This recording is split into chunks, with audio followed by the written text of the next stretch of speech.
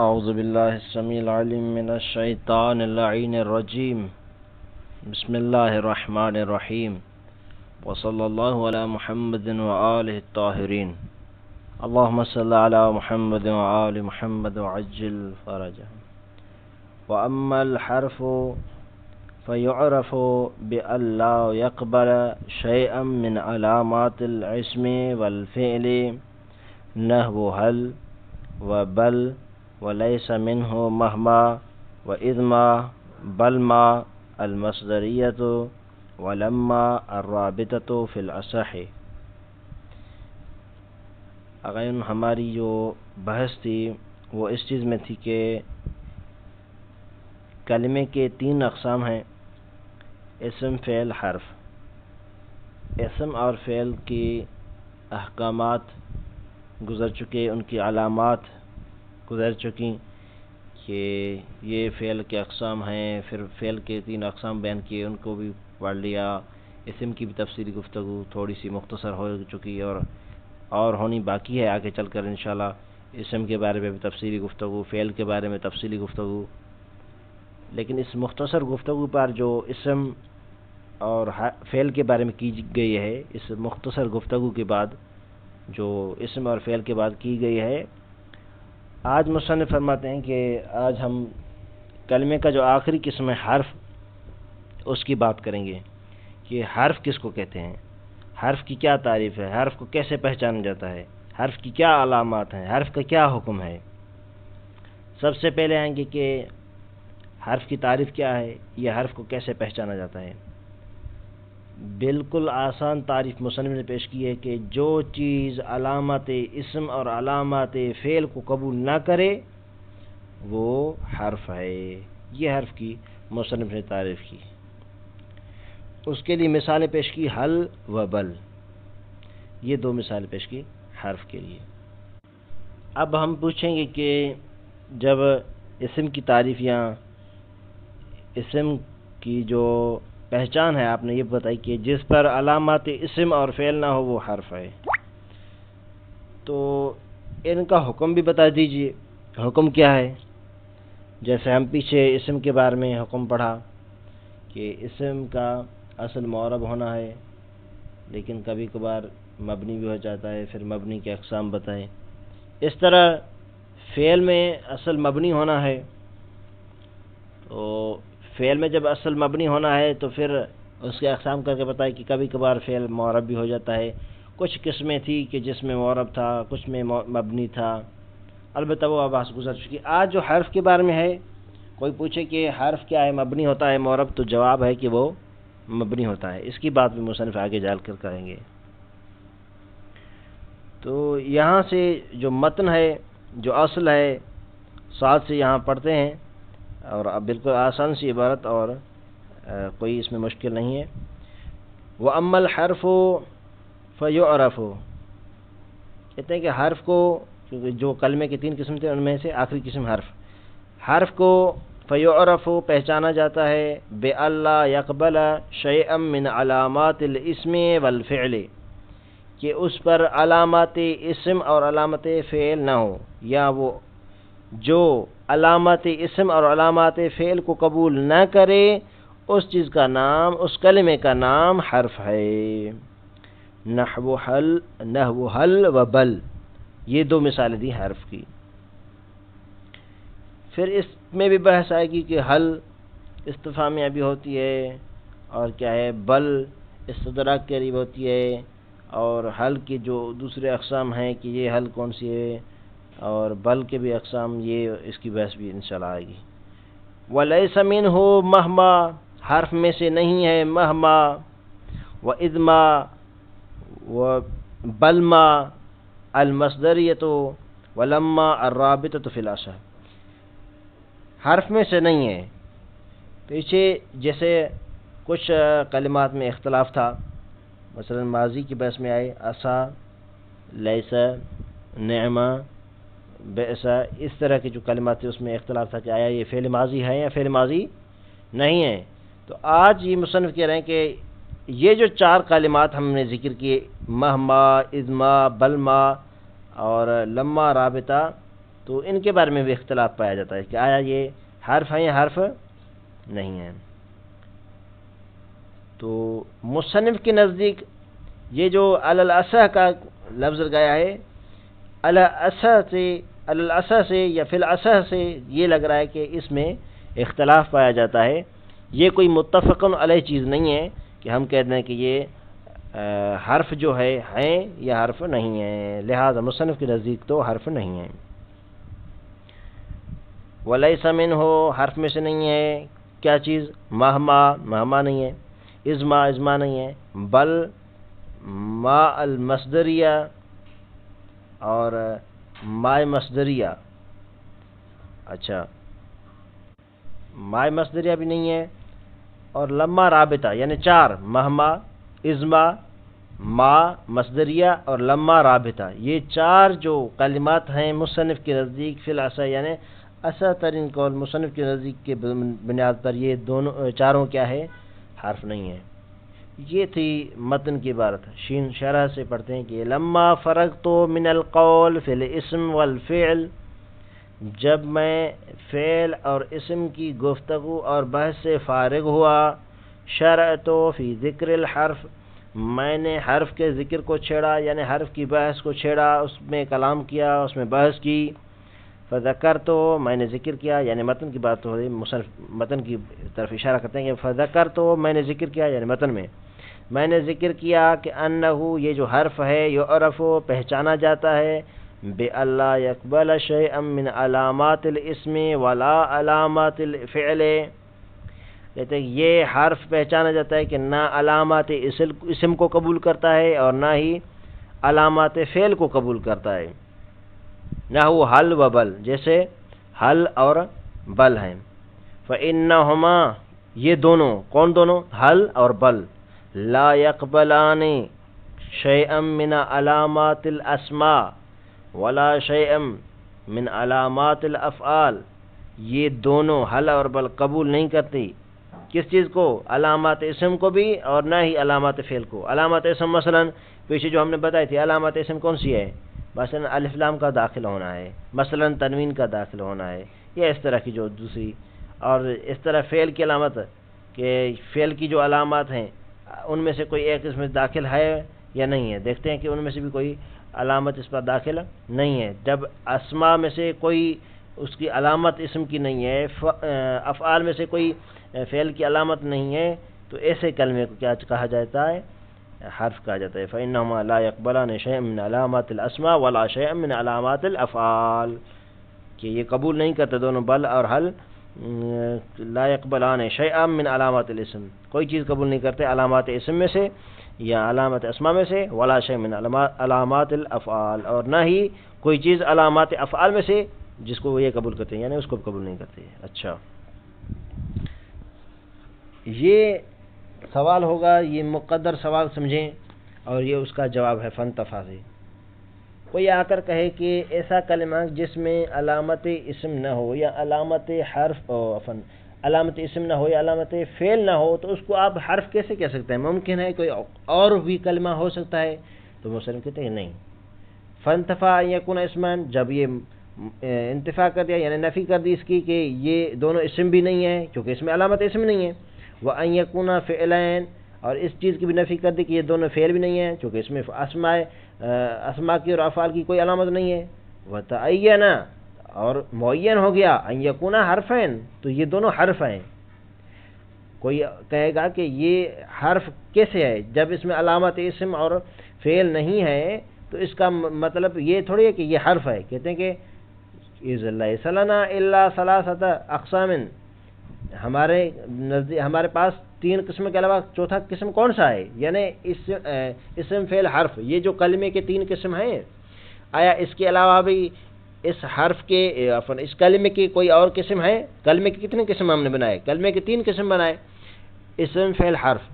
جب اسم فعل میں سے جو علامتیں ہیں ان کے ساتھ مخصوص وہ کوئی بھی اسم کے ساتھ نہیں ہے، بل اور حال کے ساتھ، تو معین ہو گیا۔ جب یہ اسم بھی نہیں ہے دونوں، جب یہ فعل بھی نہیں ہے اور تیسرا قسم حرف کے علاوہ کوئی اور بھی نہیں ہے، تو پھر اذ لیس لنا الا ثلاثۃ اقسام، کہتے ہیں ہمارے پاس 3 اقسام کے علاوہ کچھ نہیں ہے. وقد انتفع اثنان، جب ہم نے 2 کو انتفاع کر دیا ہے، ختم کر دیا ہے، اس کو منع کر دیا ہے، اس کی نفی کر دی ہے، اس کا انکار کر دیا ہے.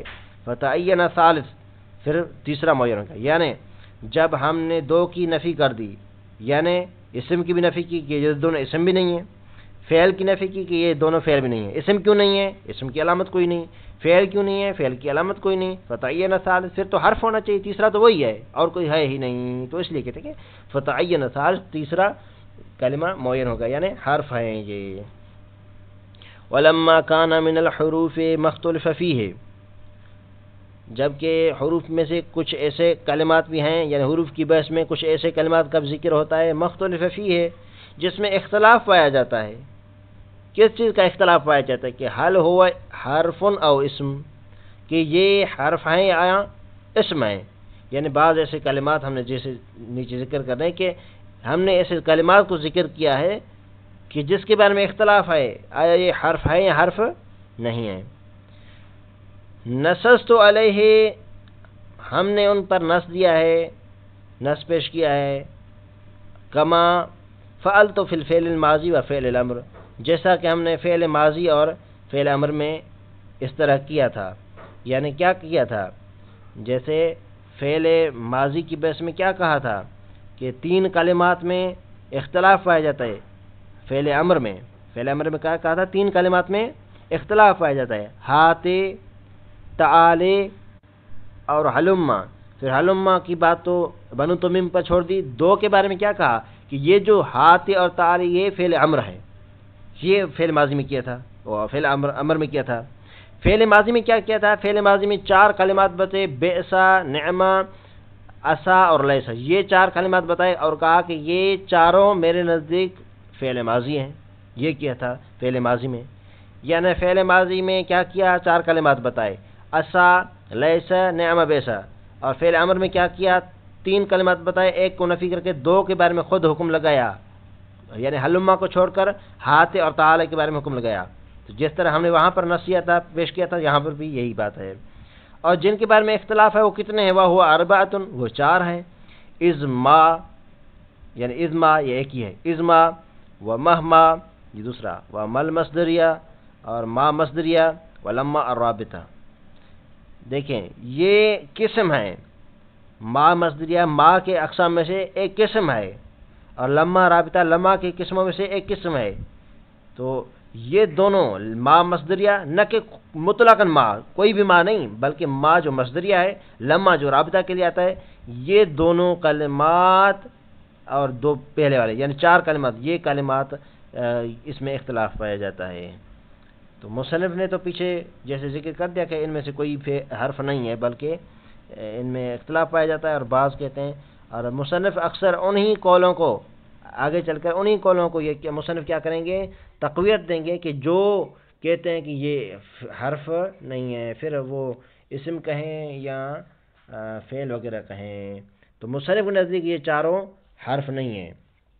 اچھا حرف نہیں ہے تو پھر کیا ہے؟ اب فاما سے اختلاف کو بیان کرنا شروع کیا. فاما اذما فاختلف فیہ سیبوئے وغیرہ، اذما میں اختلاف کیا ہے سیبوئے اور سیبوئے کے علاوہ دوسروں نے. فقال سیبوئے کیا کہتے ہیں؟ سیبوئے کہتے ہیں کہ انہا حرفن، یہ اذما حرف ہے، بے منزلت ان شرطیت، ان شرطیہ کی جگہ پر ہے.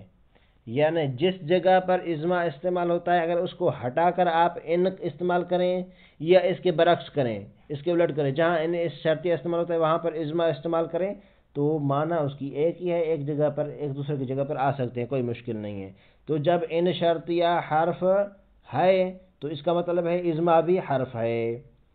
اچھا فَإِذَا قُلْتَ، سیبہ کہتے ہیں کہ آپ جب کہیں اذما تقم اقم، تو اذما تقم اقم کا مطلب فمعنہ ہو، اس کا مطلب گویا کہ آپ نے اس طرح کہہ دیا ان تقم اقم، ان یہ ان شرطیہ ہے، یعنی اذما گویا ان کی جگہ پر آیا ہے.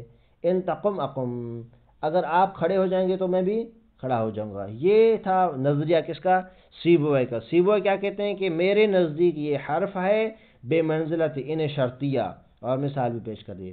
وقال المبرد وابن السراج والفارسی انہا ظرف زمان، ابن سراج فارسی مبرد یہ تینوں کہتے ہیں کہ انہا یہ ظرف زمان، یہ ظرف زمان ہے، ظرف زمان ہے یعنی مطلب اسم ہے، وہ کہہ رہے حرف ہے، یہ کہہ رہے اسم ہے، یہ تین کہہ رہے ہیں، یعنی سیبویہ کہہ رہا ہے کہ حرف ہے ازما، اور یہ تینوں کہہ رہے ہیں کہ یہ ظرف زمان یعنی اسم ہے، کون؟ ازما۔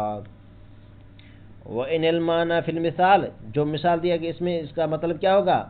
مَتَى تَقُمْ أَقُمْ، ازما تقم اقم کا مطلب کیا ہوگا؟ مَتَى تَقُمْ أَقُمْ، جب آپ کھڑے ہو جائیں گے تو میں بھی کھڑا ہو جاؤں گا۔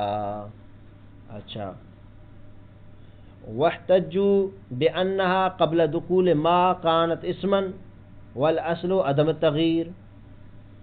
اچھا، جو کہتے ہیں کہ یہ اسم ہے، ازما جو کہتے ہیں کہ اسم ہے، ان سے جب پوچھا گیا کہ بھائی آپ کے پاس کیا دلیل ہے، کس بنیاد پر آپ یہ کہہ رہے ہیں کہ یہ ازما اسم ہے، تو انہوں نے کہا یہ اس لیے اسم ہے کیونکہ ہمارے پاس اس کی دلیل ہے۔ دلیل کیا ہے؟ دلیل یہ ہے کہ ازما، اس ما کو ہٹا کر صرف از کو دیکھیں، یہ از اصل میں ما کے ملحق ہونے سے پہلے کیا تھا؟ از ما کے ملحق ہونے سے پہلے کیا تھا؟ اسم تھا، اسم تھا۔ تو جب ہم نے اس پر ما کو داخل کیا تو ہمیں شک ہوا کہ آیا یہ ما کے ملحق ہونے کے بعد یعنی از ما ہونے کے بعد آیا وہ جو اس کا پرانا طرز تھا، طرز عمل تھا، یعنی وہ جو اسم والا کام تھا، وہ جو کلمہ اسم تھا از، آیا اس کی اسمیت یعنی وہ اپنے اسم ہونے پر باقی ہے یا تبدیل ہو گیا ہے؟ یعنی اس طرح کہ ازما اس کے دو حصے کریں، ایک از ایک ما۔ از کیا تھا؟ پہلے اسم تھا۔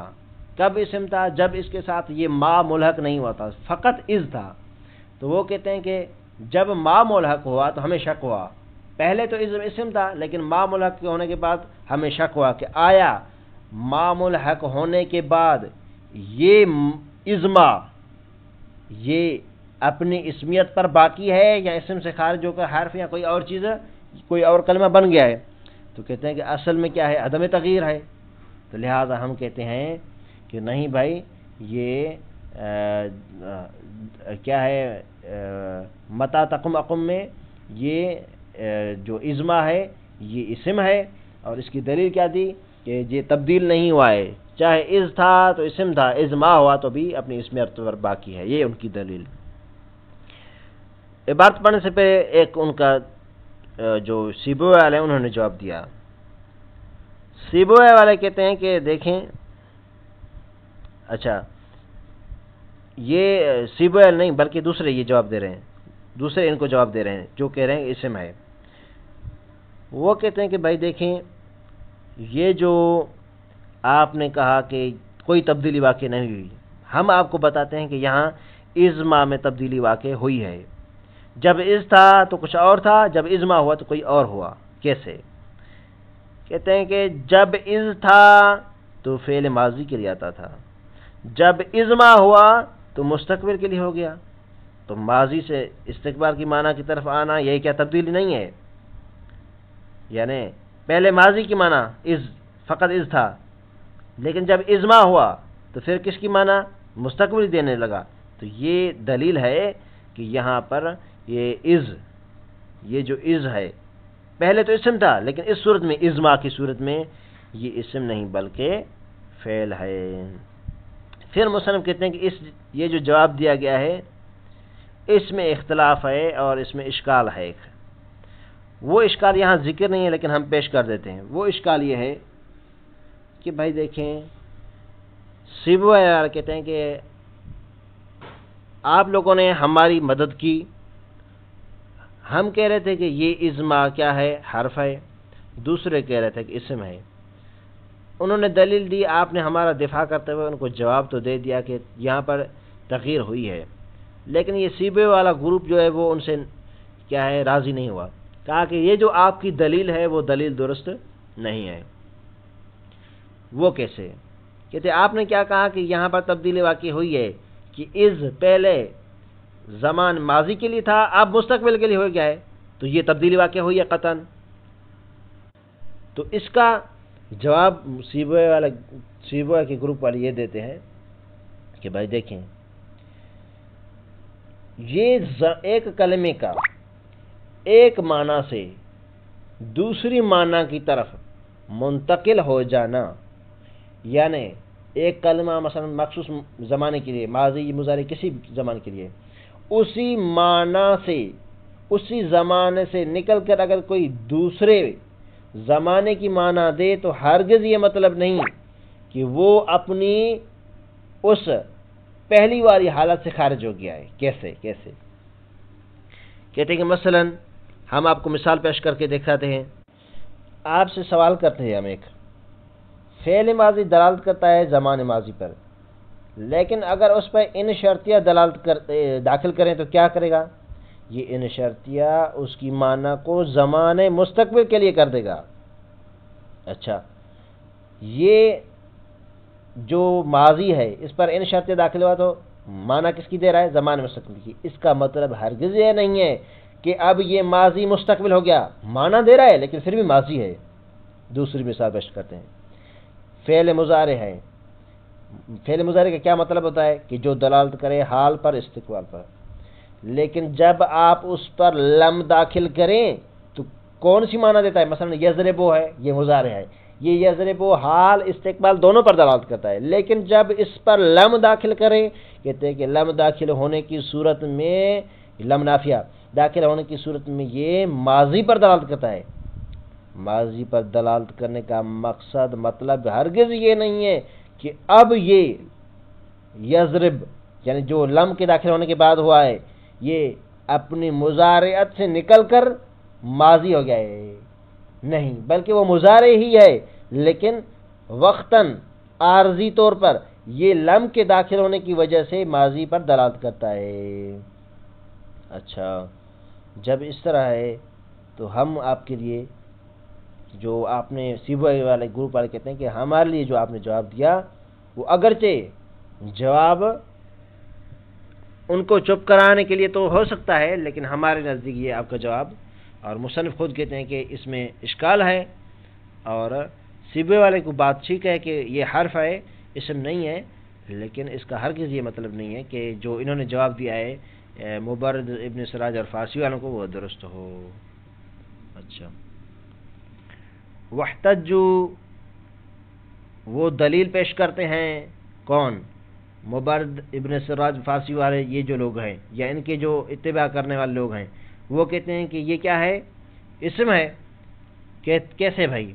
بے انہا قبل دخول ما، یہ ازما ما کے داخل ہونے سے پہلے۔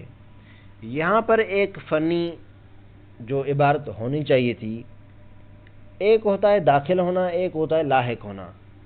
جو داخل ہونا ہوتا ہے وہ پہلے سے ہوتا ہے، جو لاحق ہونا ہوتا ہے وہ بعد میں ہوتا ہے۔ مثلا فعل مضارع ہے، ہم کہتے ہیں کہ ہم جب فعل مضارع پر لم داخل کریں گے تو لم داخل کرنے کا مطلب ہوتا ہے کہ مضارع سے پہلے آ جائے، یعنی یضرب ہے اس سے پہلے آ جائے لم، پھر لم یضرب ہو جائے گا، یہ داخل ہونا ہوتا ہے۔ یعنی داخل ہونے کا مطلب کیا ہے کہ وہ عامل اس معمول سے یا کوئی بھی چیز ہو، عامل معمول کے علاوہ بھی، وہ جو داخل کرنے کا مطلب ہے کہ وہ چیز جو اس میں ایڈ ہو رہی ہے، جو اس میں آ رہی ہے، وہ اس سے پہلے ہو، یعنی اس جو کلمہ کھڑا ہوا ہے اگر کوئی چیز اس پر اس کے ساتھ اس کو اوپر داخل کر رہے ہیں تو داخل کرنے کا مطلب ہے کہ اس سے پہلے آئے، لیکن جب اس کے بعد آئے تو اس کو داخل ہونا نہیں کہتے، اس کو ملحق ہونا کہتے ہیں، ملانا کہتے ہیں، ملنا کہتے ہیں اس کو۔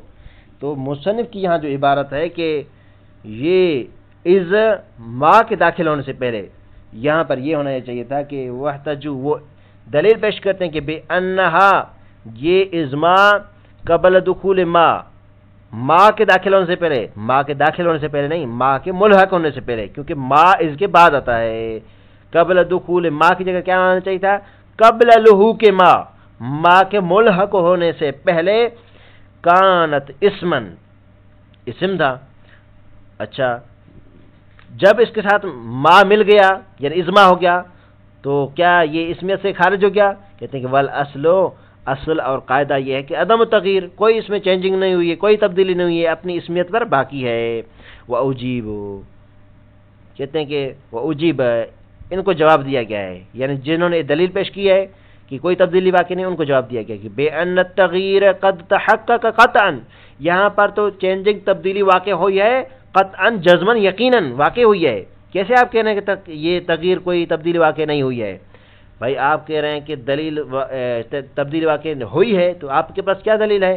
بے دلیل، دلیل یہ ہے کہ انہا یہ از کانت للماضی، ماضی کے لیے تھا، فصارت للمستقبل، اب مستقبل کا ہو گیا، یعنی جب ازما ہوا تو پہلے از تھا ماضی کے لیے، ازما ہوا مستقبل کے لیے، فدل یہ چیز دلالت کرتی ہے کہ الا انہا یہ ازما نوزع منہا ذالک المعنی البتہ اس سے چھینی گئی ہے، نوزع یعنی چھینی گئی ہے، کھینچ لی گئی ہے، اس سے چھین لی گئی ہے، منہا اس ازما سے ذالک المعنی وہ معنی یعنی ماضی والی معنی۔ اچھا، وفی ھذا الجواب، مصنف کہتے ہیں کہ اس جواب میں نظر ہے، اشکال ہے، لا یحتمل ھذا المختصر، جس کو ہماری یہ کتاب مختصر محتمل اور اس کا بار اٹھانے والی، اس کو برداشت کرنے والی یہ مختصر کتاب اس کی حامل نہیں ہے۔ تو یہ مصنف نے تو کہہ دیا، لیکن ہم نے اس کا جواب پیش کر دیا کہ یہ جو جواب دیا گیا کہ تغییر واقع ہوئی ہے، پہلے ماضی تھا پھر مستقبل ہو گیا، تو یہ جواب درست نہیں ہے۔ خلاصہ اس کا ہم نے پیش کر دیا تھا۔ انشاءاللہ وہ اما مہما سے اگلے درس سے پڑھیں گے۔ وصلی اللہ علی محمد وآلہ الطاہرین۔